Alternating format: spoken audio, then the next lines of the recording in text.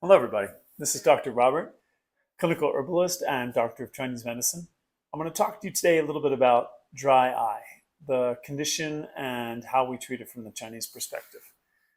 So, if your eyes feel dry, gritty, burning, tired, or watery, it is tempting to see the problem as simply not enough tears. But dry eye disease is usually much, much, much more complex than that. Modern eye care recognizes it as a multifactorial condition involving tear film, inflammation, oil producing meibomian glands, nerve sensitivity, immune factors, and the environment around you. From the Eastern perspective, though, dry eyes are also not viewed just as an isolated eye problem. The eyes are considered connected to the whole body. So, nourishment, circulation, sleep, stress, digestion, emotional load, and the way we move through our environment are all factors that contribute.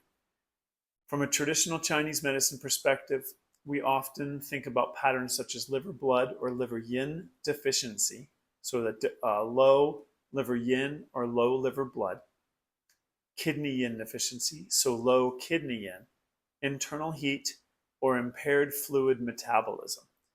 But these are clinical patterns, not medical diagnoses. A qualified practitioner will, like myself, will individualize your care and create a custom treatment package for you. So we don't do cookie cutter medicine here. Before anything else, persistent dry eye deserves a proper eye evaluation. Dryness can be related to meibomian gland dysfunction, autoimmune diseases such as Sjogren's, thyroid hypothyroid, or Hashimoto's, medication side effects, contact lenses, allergies, infections, or ocular surface inflammation. Some of the risks that contribute to it are age, diabetes, hormonal changes, computer use, like not blinking your eyes, pollution in the air, so all the fires, low humidity, medications such as antihistamines, antidepressants, antioxylotics, and isotretinoin. So let's look at this from the integrative viewpoint, meaning look at the whole body holistically. What may be drying, irritating, or inflaming the entire system? One possible contributor is the modern indoor environment. Heated and air-conditioned rooms, fans blowing toward or onto the face like AC vents, smoke in the air pollution in the air, low humidity, cosmetics like eyeliner, and long stretches of screen use. They can all increase the evaporation from the eye's surface or even destabilize the film that coats the front of the eye. If you work at a screen, the goal is not perfection, it's just a rhythm. So every 20 minutes, look far away, soften your gaze, so widen your perspective, and perform a few slow, complete blinks. And environmental toxins deserve some thoughtful attention.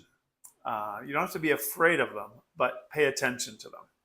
You do not need to assume every symptom comes from toxins. Instead, reduce the exposures slowly that we already know can burden the ocular surface. Things like smoke, fragrances or aerosols that sting the eyes, dust, poor ventilation, and direct forced air. Consider a humidifier in a dry bedroom or office, wraparound eyewear outside on windy days, and an air purifier if smoke or pollution is a regular issue in your home. Genetics can also shape susceptibility. You may inherit tendencies toward autoimmune illness, rosacea, allergies, lipid gland, so fat gland dysfunction, the fat glands that feed the eyes, or heightened inflammatory responses. Genetics are not destiny, though, but they can help explain why one person tolerates a dry climate and screens easily, while another develops persistent symptoms. The microbiome, the community of organisms living in and on the body, has become an important area of dry eye research. Scientists are studying both the gut-eye connection and the ocular surface microbiome because immune signaling, metabolic health, and inflammation can influence tear film stability and healing. But this research is still emerging. It does not prove that a microbiome test or a probiotic will cure dry eyes. A more grounded approach is to support the foundations of digestive and metabolic health. In Eastern medicine, the digestive system is often seen as central to making usable nourishment and body fluids. In practical terms, we emphasize a varied, minimally processed diet with vegetables, beans, fruit, adequate protein, nuts, seeds, and fiber-rich whole foods. If you notice that alcohol or sugar or ultra-processed snacks or heavily fried foods worsen your symptoms or disrupt your sleep, experiment with reducing them and see how that affects your dry eye. For some people, low intake of essential fatty acids may be a relevant risk factor, although supplement research is mixed and should not be overstated. Food first options include fatty fish, walnuts, chia seeds, flax seeds, and hemp seeds. If you're considering omega-3 supplements, especially if you use blood thinners or have surgery planned, just discuss it with myself or your physician first. Hydration also matters, but drinking excessive water is not a cure for dry eye. Think about steady hydration throughout the day, balanced meals, regular sleep, and reducing habits that leave you depleted, like caffeine use. Pathogens.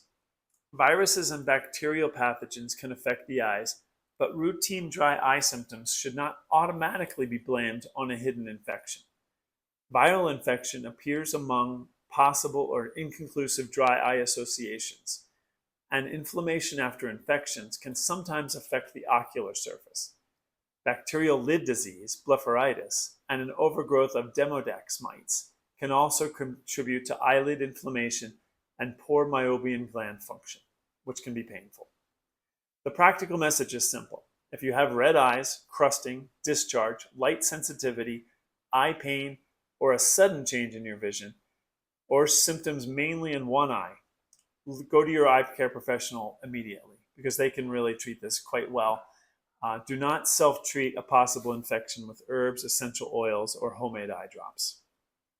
Movement. In Eastern and from the modern perspective, stress can amplify symptoms. Dry eye is not all in your head, but the nervous system influences blink rate, pain sensitivity, inflammation, sleep, and muscle tension. Long hours of concentrated work can reduce blinking and leave your eyes exposed. Tai Chi and Qigong can be helpful as they support your body because they encourage slower breathing, postural awareness, gentle circulation, and a shift out of chronic fight or flight activation into rest and digest. Choose a simple 10-minute daily practice. Stand comfortably, soften the knees, let the shoulders drop, breathe slowly, feel your diaphragm lift and fall with your breaths, and breathe slowly through the nose and out through the mouth. And move the arms in an easy, unforced rhythm, like this. You can also add an eye rest practice. Warm your palms by rubbing them together and then cup them gently over your closed eyes without pressing on the eyeballs. Take 5 slow breaths. When you open your eyes, blink fully several times. This doesn't replace medical treatment, but it can interrupt strain and create a useful pause where your eyes can heal. Meditation may also serve a similar role. Try 5 minutes.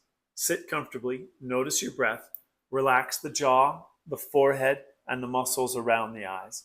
Let the gaze soften and widen the perspective. And the intention is not to force tears, it's to reduce the tension and the vigilance that can make discomfort feel louder inside the head. Chinese herbs. Chinese herbal medicine may be considered as part of an individualized care, particularly when trained, licensed practitioners identify a specific pattern such as dryness with heat, fatigue and poor sleep, digestive imbalance, or systematic inflammatory symptoms. Don't assume that common eye herbs are universally safe or effective. Herbs can interact with prescriptions as well, so they can affect bleeding risk, They can alter blood sugar or blood pressure, and they may be inappropriate during pregnancy, breastfeeding, or liver and kidney diseases. So check with your physician that you don't have any of those. Acupuncture has some supportive evidence for improving dry eye symptoms and tear film measures, and it should be viewed as an adjunct rather than a replacement for eye care. When you pursue it, work with somebody qualified like myself, a board-certified clinical herbalist who communicates with your optometrist and your ophthalmologist. DMSO is sometimes discussed as an alternative health solution because of its anti-inflammatory and tissue-penetrating properties.